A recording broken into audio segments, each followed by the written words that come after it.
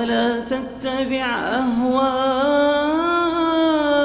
الذين لا يعلمون. Bismillahirrahmanirrahim. Ahsanallahu ilaikum Pak Ustaz. Barakallahu fiik.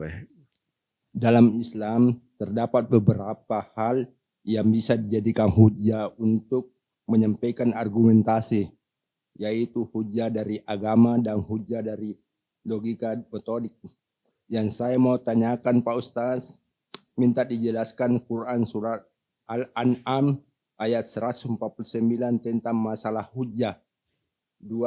Yang apa pula macam-macam dan contoh hujah dalam Islam. Jazakallahu khair. Apa ayat 149 itu apa? Surat Al-An'am. Ya, ayatnya apa? Maknanya sih ya kalau enggak hafal ayatnya. Coba lihat 49 apa? Falillahil hujjatul balighah, yang mana?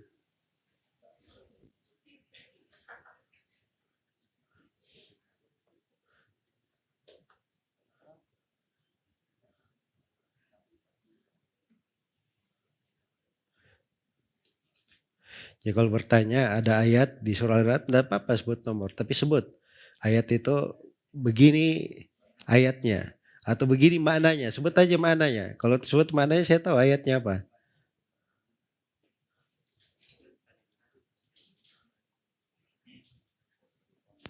Hah? Kok ya, saya sudah duga itu. Qul falillahil hujjatul balighah. Iya. Baik, jadi saya terangkan ya kalau terkait dengan pendalilan itu tidak dikenal di kalangan umat Islam. Buka Al-Quran surah 4 ayat sekian. Itu biasanya di seberang sana yang kasih kayak gitu. Buka Injil begini ayat sekian nomor sekian. Di umat Islam itu tidak dikenal itu. Ibadahnya itu dalam melantunkan ayat-ayat. Al-Quran dalam surah ini Allah berfirman begini. Ya, berfirman begini. Itu kan ada ibadah namanya. Ta'abbud. Itu ada sudut ibadahnya di situ yang baca Al-Quran. Ya.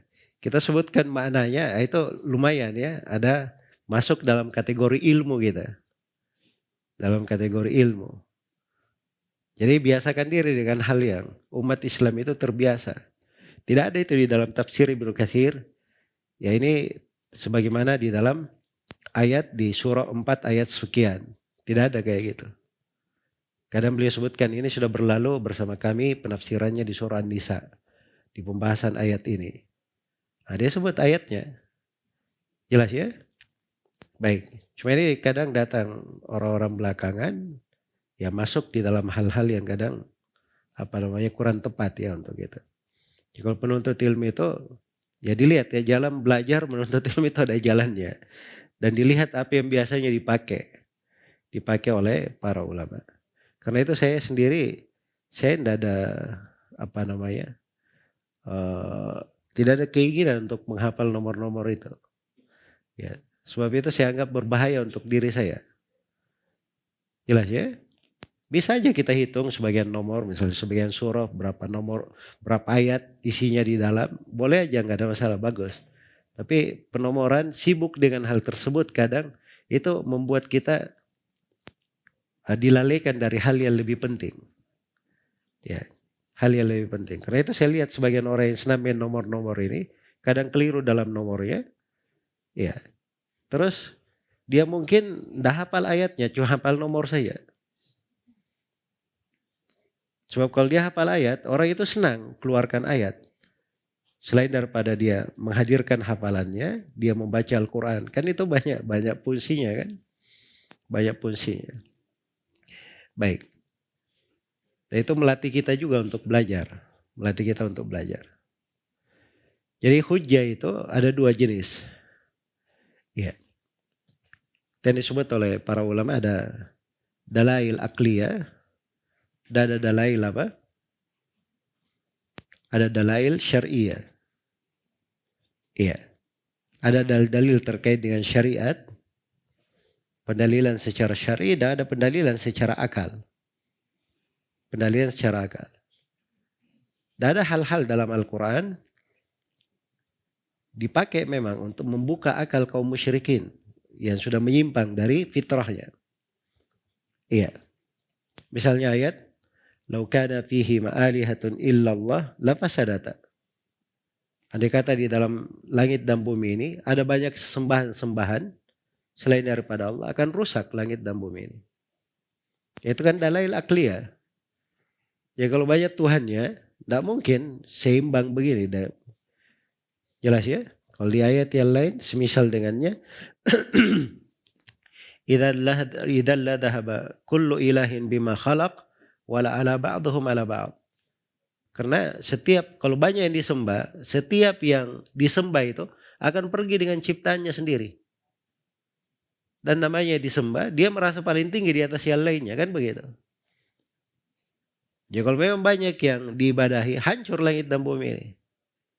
Tuhan yang satu pengennya manusia berjalan di atas kepala, yang satunya berjalan di atas kaki.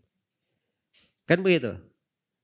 Ya, dan itu tidak masuk akal. Ini dalil-dalil akliyah, kan begitu. Dan itu ada di dalam Al-Quran. Tapi pendalilan secara akal itu tidak boleh seorang meluas di dalamnya kalau dia tidak mumpuni di dalil-dalil syar'i. Kalau dia tidak mumpuni di dalil-dalil apa? Syar'i. Sebab kadang akal itu dia bisa keluar dari jalur kalau dia tidak diikat dengan dalil-dalil syar'i. Baik. Dalil-dalil syar'i itulah yang berasal dari Al-Quran dan sunnah Rasulullah Sallallahu Alaihi Wasallam. Dan itu yang disebut dengan hujjah. Itu yang disebut dengan hujjah. Ya kalau disebut tingkatan hujjah itu kaitannya. Itu kaitannya. Iya. Dan ini ada pembahasannya. Cuman tidak tampak sama saya di pertanyaan itu. Di sudut mana yang diinginkan. Karena di pembahasan pendalilan itu ada satu ilmunya tersendiri. Itu disebut dengan nama ilmu usul fikih. Kalau di pembahasan akidah itu disebut dengan nama usul at-talaqi.